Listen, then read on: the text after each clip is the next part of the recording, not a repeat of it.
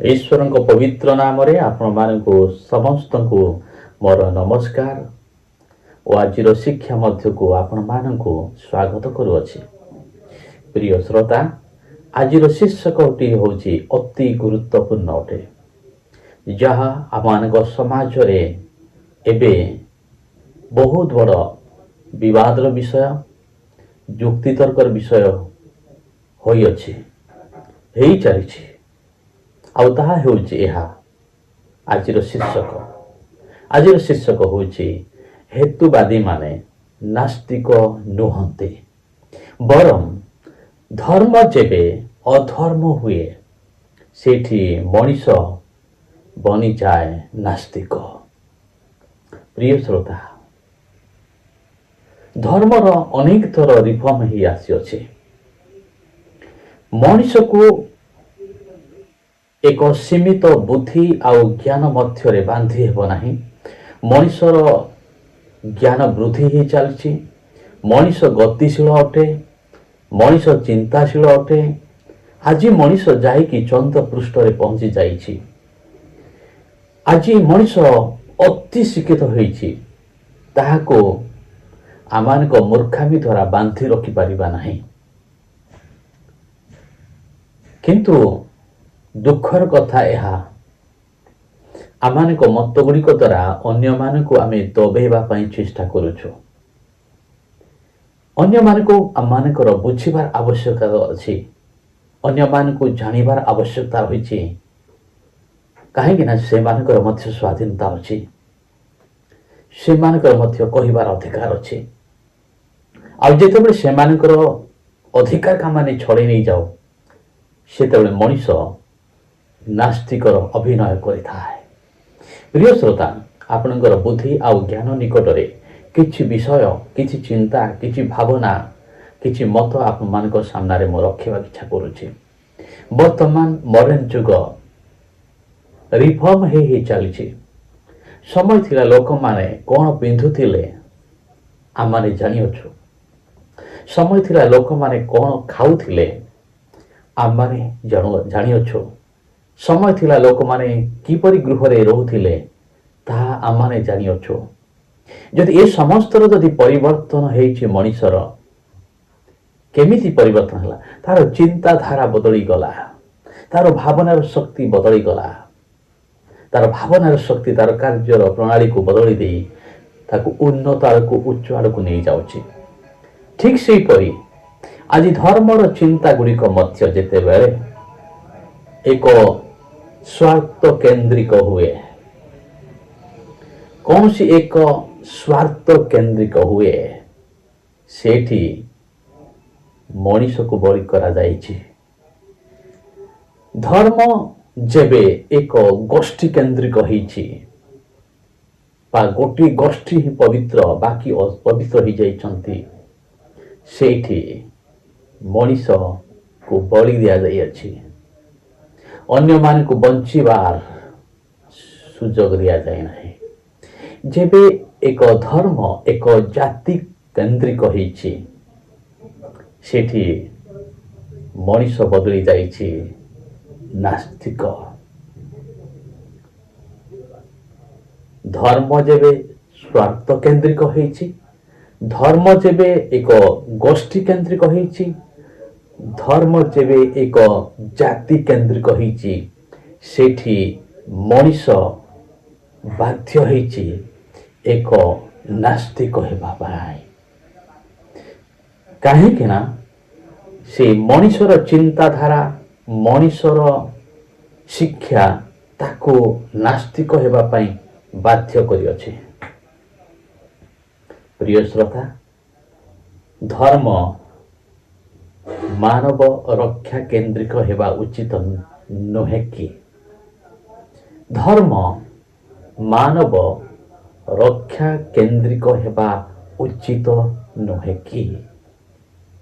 धर्म समस्त को बंचिबार अधिकार देबा उचित नुहे कि? धर्म प्रत्येक व्यक्ति को आत्मसम्मान को सम्मान करिबा उचित नुहे कि? এই বর্তমান যুগର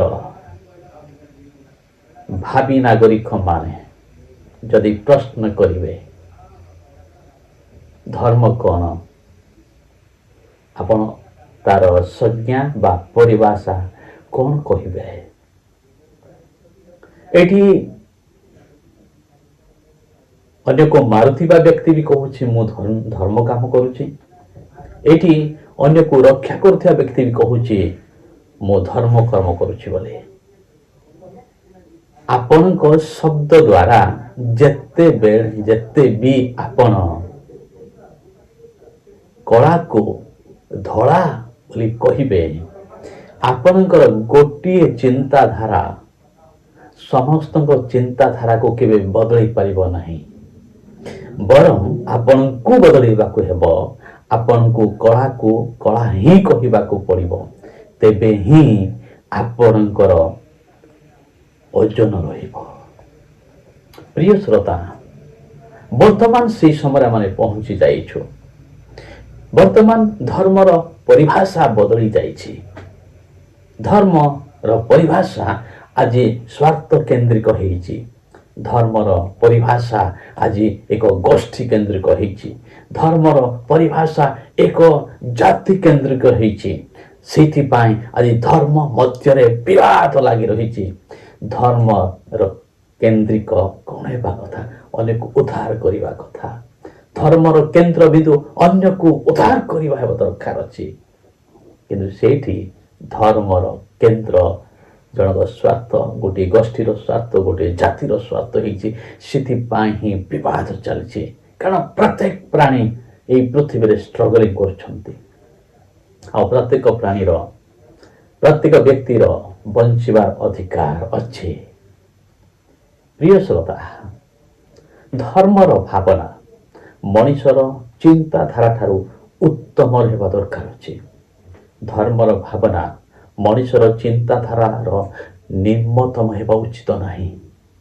ଯେବେ ଯେବେ ଧର୍ମର ଚିନ୍ତାଧାରା ମଣିଷର ବୁଦ୍ଧି, ଜ୍ଞାନ ଓ ବିବେକର ଉଚ୍ଚରେ ରହେ, ସେଠି ଧର୍ମ ହିଁ ରହିଯାଏ। ଯେତେବେଳେ ଧର୍ମର ଚିନ୍ତାଧାରା ମଣିଷର ହୀନ ବୁଦ୍ଧି ଆଉ ଜ୍ଞାନକୁ ଆସିଯାଏ, ଆଉ ବିବେକ ଯାହା ଗ୍ରହଣ କରିପାରେ ନାହିଁ, ତାହା ଯଦି ଧର୍ମର ଚିନ୍ତା ବା ଶିକ୍ଷା ହେଇଯାଏ, ସେଠି ମଣିଷ ନାସ୍ତିକ ବନିଯାଏ। ପ୍ରିୟ ଶ୍ରୋତା, ଆପଣମାନଙ୍କ ନିକଟରେ ଯେଉଁ ଶୀର୍ଷକଟି ମୁଁ ରଖିଥିଲି, ହେତୁବାଦୀ ମାନେ ନାସ୍ତିକ ନୁହନ୍ତି। ବରଂ ଧର୍ମ ଯେବେ ଅଧର୍ମ ହେଇଛି, ସେଇଠି ମଣିଷ ବନିଯାଇଛି ନାସ୍ତିକ। ହଁ ପ୍ରିୟ ଶ୍ରୋତା ମାନେ,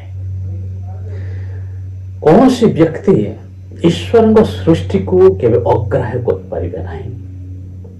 3 ଭାଗ ଜଳରେ 1 ଭାଗ ସ୍ଥଳ, ଆଉ ସେ ସ୍ଥଳରେ, ସେଇ ଭୂମଣ୍ଡଳରେ ମଣିଷ ଗତାୟାତ କରୁଛି। ସେ କେମିତି ଅସ୍ୱୀକାର କରିବ ଈଶ୍ୱରଙ୍କ ସ୍ଥିତିକୁ, ଅସ୍ତିତ୍ୱକୁ? କେମିତି ଅସ୍ୱୀକାର କରିପାରିବ? ମାଛ କେବେ ବି କହିପାରିବ ନାହିଁ ପାଣି ତତେ ଦରକାର ନାହିଁ ବୋଲି। କାହିଁକି? ସେ ପାଣି ଭିତରୁ ବାହାରି ଗଲେ ମାଛଟି ବଞ୍ଚି ପାରିବ ନାହିଁ।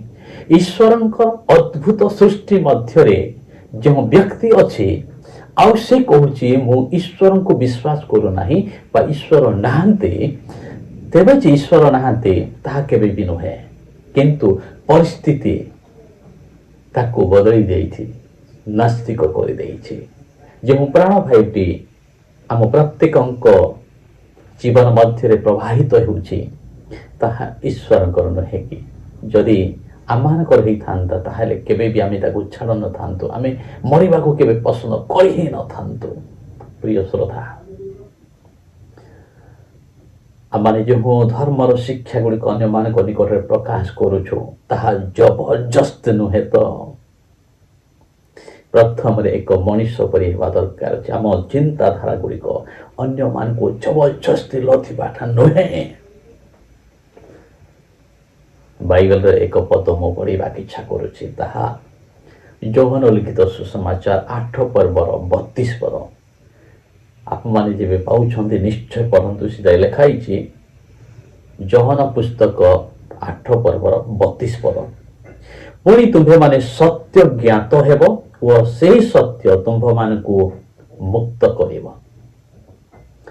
एटा मु बाइबल रो पदटी पढ़िली जहन 8 पर्वर 32 पद। वाक्य लेखा होइछि पुणी तुम्भे माने सत्य ज्ञात हेब अर्थात सत्य को जानिब आउ से सत्य तो मान को मुक्त करिब। प्रत्येक मनुष्यर अधिकार अच्छी से सत्यता को जानिबा पाए आउ सत्य सत्य कहिबा पाए।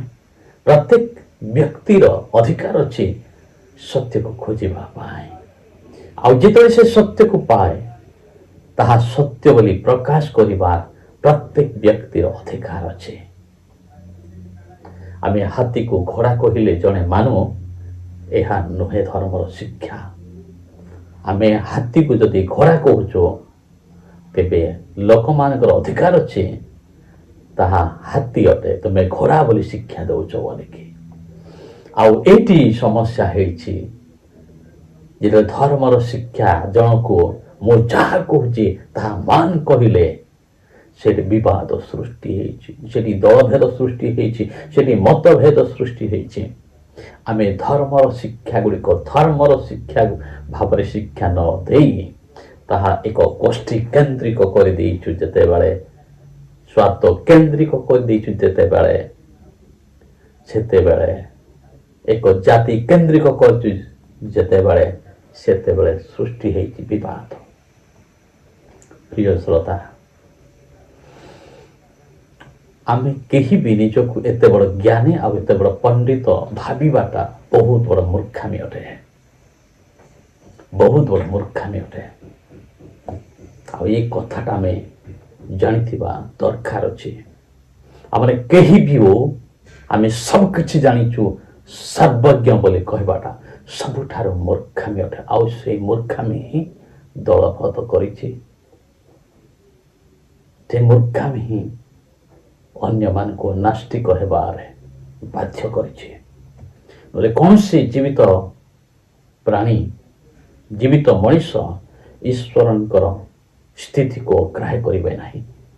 ईश्वरंकर गॉड एक्जिस्टेंस को कही डिनाय करि पारिबे नाही because God has created everything, every little things in a wonderful way। प्रिय श्रोता जो सुंदर सिटी गुड़िक आम देखु मनीष निजर बुद्धि आ ज्ञान द्वारा बनई ईश्वर को केते बुद्धि ज्ञान जाए यही पृथ्वी को केते आश्चर्य प्रकार सृष्टि करिसंती। आमे हेई पारो निजको जबरदस्ती नास्तिक बनई पारो कहि पारो किंतु हृदय भितर कई जने कहउछन्ते ईश्वर अछन्ते बोली से ईश्वर केवल आपन को सुभाजिब। God is there, we cannot deny, nobody can deny, God is there। एक पृथ्वी भितर थाई कि आम को सीमित बुद्धि ज्ञान द्वारा ईश्वर को अग्राह्य करवा बा ईश्वर को सब किसी जानिदेलु बोली कहवा सबुठारु मूर्खामी अटे। साइंस जेते दूर को चली जाऊना कहीं सृष्टि पछरे जाउछि साइंस सृष्टि पूर्वर नुहे। एटा ही मूर्खामी मनुष्यर। ये मनुष्य निजको भावे मु पूरा सब किछि जानिछि, सब ज्ञानी है, सब पंडित है, सब मु जानि देइछे न नहीं एबे भी आमने शिखु अछो। तो से आम चिंताधारा रिफर्म होगा दरकार अच्छी, बदलवा दरकार अच्छी। आम चिंताधारा मानवर सुरक्षा केन्द्रिक होगा दरकार अच्छी कि तार विनाश केन्द्रिक नहे। धर्म जेबे अधर्म होइछि सेठी नास्तिक मान को सृष्टि करिछि। प्रिय श्रोता आपण मान जदि मो भावना गुड़िक भल लगी भूलबेनी। आज अनेक धर्म नारे लड़ाई कर अनेक धर्म नारे झगड़ा होती। आज धर्म को एक एक घृण्य भावना भितर पूरी देछन्ते। ताहा धर्म नुहे। धर्म अन्य को रक्षा करवा, अन्य को मारिबा नुहे। ପ୍ରିୟ ଶ୍ରୋତା, ଏ ଭିଡ଼ିଓ ଗୁଡ଼ିକ ଅନ୍ୟମାନଙ୍କ ନିକଟରେ ସେୟାର କରନ୍ତୁ, ଯଦ୍ୱାରା ଅନ୍ୟମାନଙ୍କର ଭାବନା ବଦଳିବା ଦରକାର ଅଛି।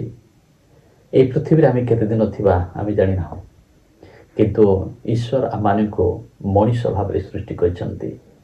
ସେ ମଣିଷତ୍ୱକୁ ବଜାୟ ରଖିବା ଆମମାନଙ୍କର କର୍ତ୍ତବ୍ୟ ଅଟେ।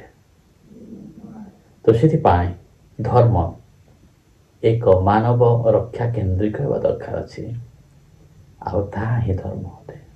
ଆପଣମାନଙ୍କୁ ସମସ୍ତଙ୍କୁ ନମସ୍କାର।